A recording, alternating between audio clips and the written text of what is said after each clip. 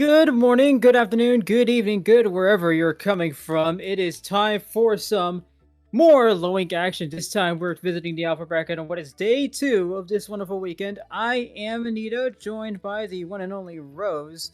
And no better way to start a Sunday, or continue a Sunday rather, with some more Alpha Bracket action.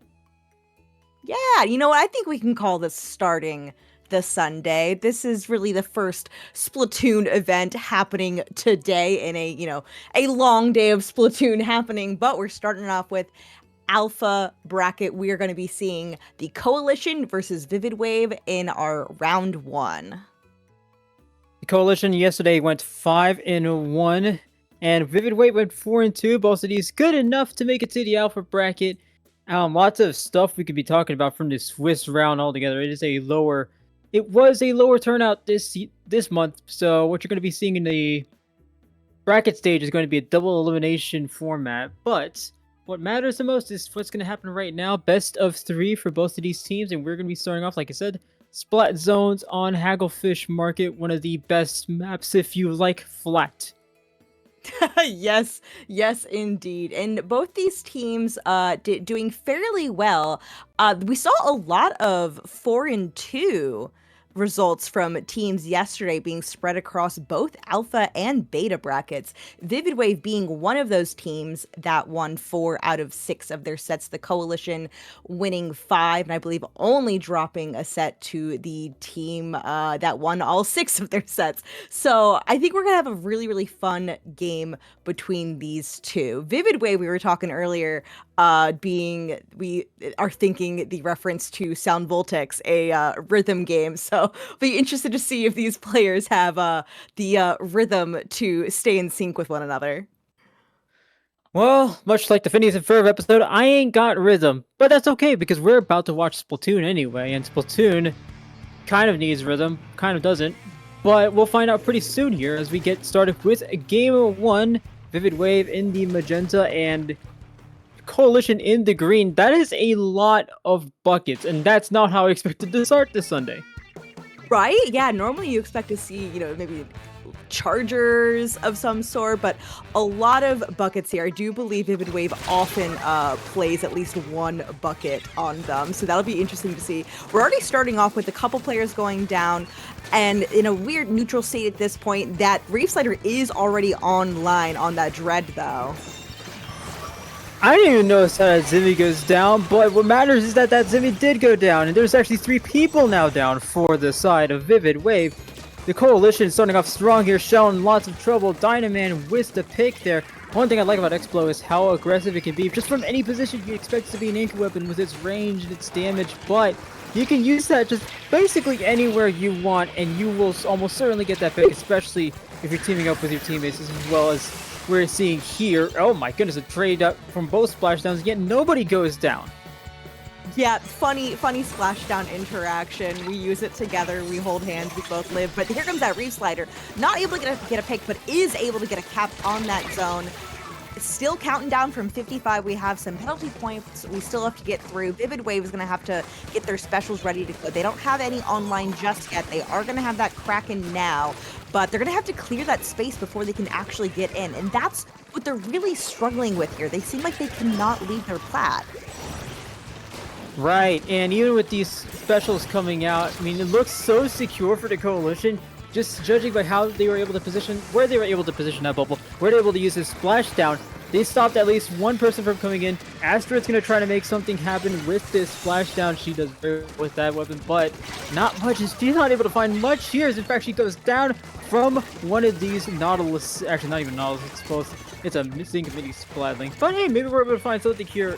But if it's going to only be 10-10, they're the only ones up. Can they actually paint the zone, though? That's going to be really crazy here if they can do that. And they actually managed to get it through. No, they did not. Sorry, that's the Koalition. Yeah, man, that win. I'm surprised that not lived for as long as they did. They were not able to cap that zone. But they did, I think, buy some time and some space for the rest of the team to get in, because now we have everybody here ready, but they do need to cap that zone. They are going to start losing a player now, but there's 2 down. They could go in. They're able to cap that zone. They have quite a lot of points to tick down, but they're already through penalty points. So as long as they can do what had happened to them, get a nice splashdown in, then, we go for a lockout. That's how you play this. Oh, there's 3 players down already for courtesy of 10-10 here with the Nautilus. Donut was going to be the 4th, but they stayed just out of range to prevent that from happening. Great stuff here from VIVD WAVE. I like the way they're positioning here. You do want to keep yourselves in front of the zone for as long as you can. That's what the Koalition was doing so well. And that's what the Koalition, another thing the Koalition is doing really well here, getting all the picks just in the nick of time, preventing more points from ticking down. Be happy here with the brush. The brush is a very sneaky weapon, especially on maps like this where a flank can go awry very quickly just because of all the open routes you have here. But it's nothing going awry for the Koalition just yet. Yeah, there were 3 penalty points for the Koalition. It looks like they still have control of that zone. Shell trying to get some picks in, trying to get the space. They're able to do so. The rest of their team gets that cap in. They've got that Zuka, but they're starting to go down, and I'm a little concerned that they're not going to be able to hold this out, but they do have 1 minute. They can easily take this back so long as they manage to stay alive and keep paint on that zone. One thing I want to see here from VHappy is try to get themselves in the opponent's range, and you have lots of weapons that can help you out. If you're VIVD WAVE, you have the Blah Blah, but you have the Sloshing Machine, you have the Knot. The Knot's been doing so well in this match, you want to see more of it come out. But, unfortunately, maybe there's no space for that to happen. VIVD WAVE starting to trade a few more picks. The Koalition not being able to hold on to the zone. They do actually get some penalty points tacked on to their total, but VIVD WAVE continues to hold on. VHappy trying to find a way back in, but gets shut down very quickly here, courtesy of the Koalition. Some more splashdowns. I can't even count how many splashdowns have come down from their side. It's probably not on both of my hands anyway. Yeah, it's getting a little dire for VIVD WAVE now with about 30 seconds left to go. I was going to say earlier, VIVD WAVE needs to make sure they keep an eye on where that Dread is with that Reef Slider, and that Reef Slider is ready now. They might not even have to use it at this point. That is ready to count down almost through penalty points. We have less than 10 seconds left to go for Koalition to hold on to this. They're going in the splashdown! Only able to save it for a second in neutral, but that is going to go back to the Koalition taking that first game. Now, of course, all credits to the Koalition for getting their first game win here. And by all accounts, it was a great win on their side, keeping VIVD WAVE at bay for a majority of that matchup, it has to be said. But VIVD WAVE has something else going for them in that there were multiple times throughout that match where I could have pointed at and said, this is where, if things went a little differently, you could have won. And believe it or not, that's a silver lining for this team. You want to be able to point at parts of the match to where you can say, okay, if we just do this thing differently that I know we can do differently, then this next match could just turn in our favor. And that's got to be one thing you're looking for if you're VIVD WAVE. Absolutely. When you see things happening and you can point to them and go, okay, things were happening here, they just didn't quite coalesce how they wanted to.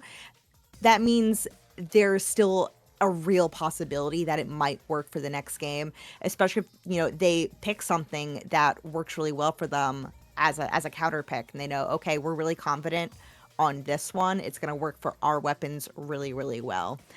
I'll be interested to see if we see as many splashdowns going forward. I do believe the Explo player we saw does play a lot of Explo, and perhaps we'll continue to see that custom Explasher with that splashdown. And Nautilus also very, very aggressive kit with that splashdown. Right, and that's one thing I liked from VIVD WAVE, using that Nautilus to just go in and say, all right, well, we have a Nautilus, but we also have Splashdown. So we can go in, find an opening, and if we can't find it, we will make our own. That's what I want to see VIVD WAVE tap into a little bit more. I just saw their counter pick come in. It's going to be Rainmaker on Undertow Spillway. You guys will see that very shortly, but that's an interesting place to start. I mean, judging by the weapons you had at your disposal, if you're VIVD WAVE, I'd say that's a good place to go. Yeah, I know some slosher players really like Undertow. I hear that more from Tri-Slosher players and even some Dreadringer players, and less so some of the other sloshers, but I could see it working really well for a Bloblobber, perhaps for Sloshing Machine as well. So I think I can see the gears turning. Yeah, there's a point in everyone in which you just see the gears kind of the cogs starting to turn together. And this is Vivid Wave's time to come back. I'm still thinking about the fact that you had a point in Splat Zone's Hagglefish where the Nautilus gets 3 picks, 1 with Splashdown, 2 with the weapon itself. All of a sudden, what they just need to do is hold that. And Rainmaker Undertow is a good place to hold that, especially since you already have a brush. Continue to use that brush to your advantage. Undertow Spillway is a great place for flanks, and it's going to be a great place for you to see how you use those strengths to your advantage. Yeah, and we are heading in. This is gonna be the game for Vivid Wave that they need to make sure they clutch up if they want to stay in this winner's side of Alpha Bracket. So our start things off for game 2, Rainmaker Undertow Spillway, same comps from Vivid Wave are down to yellow. Oh. It is going to be the Koalition in the purple. That is 2 Splatonas and 1 Dynamo. The Dynamo pick, I like it. I can see that working really well, fighting around the ledges and whatnot. That's Splatana already going in with the Stamper. They have a lot of object damage, but everybody's throwing everything at it. I cannot believe Donut survived that. Not only that, I can't believe how far V Happy has gone with that brush. I mean, they were already well off the screen's point of view, or well off our camera person's point of view, so great stuff from them, but they do get wiped out here. Incredible defense here from the Koalition, who I must say, that Dynamo pick, anytime you look at a counter pick, these picks are going to be made depending on what the other team picked in terms of weapon comps, so that Dynamo has to be looking at that brush and saying, alright, well, I like that you chose the brush, I'm gonna go for you. I'm gonna just see what I can get from you. I respect you, and now I am throwing the Dynamo at you. Be happy. Why not? Honestly, just here to make a menace. That is going to be first check broken for the Koalition, though. And they're still, with all that object damage on those swords, they're able to get that in. They're pushing the rest of the Vivid Wave team away. That Kraken, though, able to at least stall at this point. Because they're in Kraken, they're able to survive that splashdown. But Shell is there only with Astrid right now. The two of them doing their best to hold this down, make sure that they cannot score it just yet. Astrid is gonna wisely reset that, at least force the rest of the team to back off back to mid. And Be Happy's already there, and I thought they were gonna get a pick there, but no. Ink Brush is a double-edged sword with how easy it is to get into close range, but how difficult it is to get a pick off of that weapon alone. So not really a surprise there, unfortunately, for V Happy, but the good news is that you at least bring it back with how the Koalition has looked like a solid brick wall going past that pedestal. You do want at least to give yourself some breathing room. And some breathing room they have unless they go 3 players down like that. That's true. Never want to go 3 down, especially in Rainmaker. Koalition setting up, trying to get a really quick knockout here, but that is going to be denied. Both teams losing several players here, though. Megu's going in with this Zipcaster. Oh, what a pick there. Going for his second? No, nope. But still, able to buy a lot of time. But this Rainmaker has not moved. That's the interesting part here. I mean, you have all the ingredients from the Koalition, but Vivid Wave, for good, for better, for worse, is able to keep things going until this happens. 3 players down yet again. Be Happy at least able to stop the push at 15 remaining. A dangerous spot. Almost what I like to call no man's land. It's also a term you're going to hear a lot in these Rainmaker matches. So what we're going to have to see here is another play from Vivid Wave. We're going to have to just keep it out of harm's way. Dynamane here at least ready to receive that Rainmaker, but Vivid Wave gave a lot of distance, a lot of coverage. If they got the pedestal, that would have been amazing, but they just stopped short. Yeah, that they got as far as they did really, really impresses me. I don't think it was wrong of the Koalition to not panic in that moment and to pick off some of the other members of Vivid Wave coming in, because they knew, okay, if we get the other ones, they still have to get through. Vivid Wave still has to get through the check. We have a little bit of leeway here on time, so that 10-10 ran it as far as they did. I'm so impressed, but that was never going to be in danger. However, things still cooking up for Koalition, and you saw that. My goodness, it is a absolute massacre for Vivid Wave here to Koalition, giving it everything they got, and it seems like it's everything they got and more for the side of Vivid Wave. I'm going to see that brush almost go down to that splashdown, but it does eventually go down to, I believe, the Rainmaker. 3 people in tow for Vivid Wave. One of them has to stop the Rainmaker. Can they do it? Yes, they do. And they don't lose anybody in the process. Another good start here, but they have 50 seconds to go to take it from one side of the zone to the other. They're going to have to go coast to coast within 45 seconds. The question is going to be, can they do it? The answer is going to be, we're going to find out very soon here. Actually, 2 players are already going down. 10-10, trying to make a move towards the pedestal. No dice there. Oh yeah, this is looking a little bit dicey, but 2 members down on Koalition.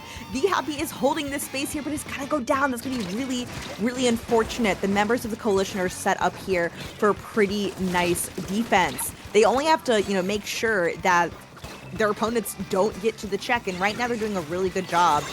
That's gonna slow things down a lot. 10 seconds left to go. This does mean Vivid Wave has to pop this and grab it. And they have to make sure they do not die in the next 5 seconds. Force this overtime. This Dynamo already has eyes on them, and that is gonna be game. Vivid Wave will be sent down to the lower bracket. And the unfortunate thing for Vivid Wave there is something that I noticed in the previous game on Hagglefish that I didn't notice here. I don't think that this game was in control for them. At any point throughout this match, it kind of seems like when they did have the Rainmaker, they were trying to make a play for the pedestal by any means necessary. And when they had the Rainmaker heading their way, all of a sudden it was like, all right, we need to just stop this Rainmaker. Just let's throw something at it, make sure it stops. You do want to have some level of control in the situation, especially in a game like this where losing that control means that a team as fast as the Koalition can easily take advantage of and just rush it down to 15 remaining. I do like that Vivid Wave were still trying to maintain that control because it doesn't seem like they weren't, but fortunately the Koalition is going to be moving on to the second round of winners bracket. They're going to be facing Anarchy Stars, another team that beat Altruist 2-0, and they actually finished second last month. So lots on their plate. Oh yeah. Yeah, and I think we saw an interesting set. I've always really enjoyed watching Vivid Wave because they do play such a unique set of weapons together that can make it difficult to make certain plays happen. I think a lot of times it's just making sure you're playing together and not getting outplayed. I think we just saw the momentum was not in their favor. They did a really good job on making sure they never got knocked out on Rainmaker, but they kept having to make these last-ditch plays that when that happens, at least for me, when I'm in that situation, I find it very difficult to then get into a point where we're like, okay, we've stabilized, and now we can start making coordinated plays. Because it's just like, oh gosh, we keep like doing our best to prevent the knockout, which means we're always down 1 to 2 players. And that's the interesting part too. Like, it's so easy to get staggered in a game like this. It's so easy to just look at a situation and go, all right, we need to make a move for the Rainmaker, or we need to make a move for the zone, the tower, the clams, or that's the problem. And it's a fast-paced game, but you almost need to not play fast-paced, or at least play it smart. And that's a lot of words. The best way to condense it is be smart. Just be smart about what you're doing and make sure you're not losing too many players in the process. And sometimes that is a tall task. But the good news is Vivid Wave started to figure it out. It's starting to figure things out in the first round. I always call this the warm-up round for whatever team, regardless of whether or not you win or lose here. But it's a good warm-up round for both of these teams.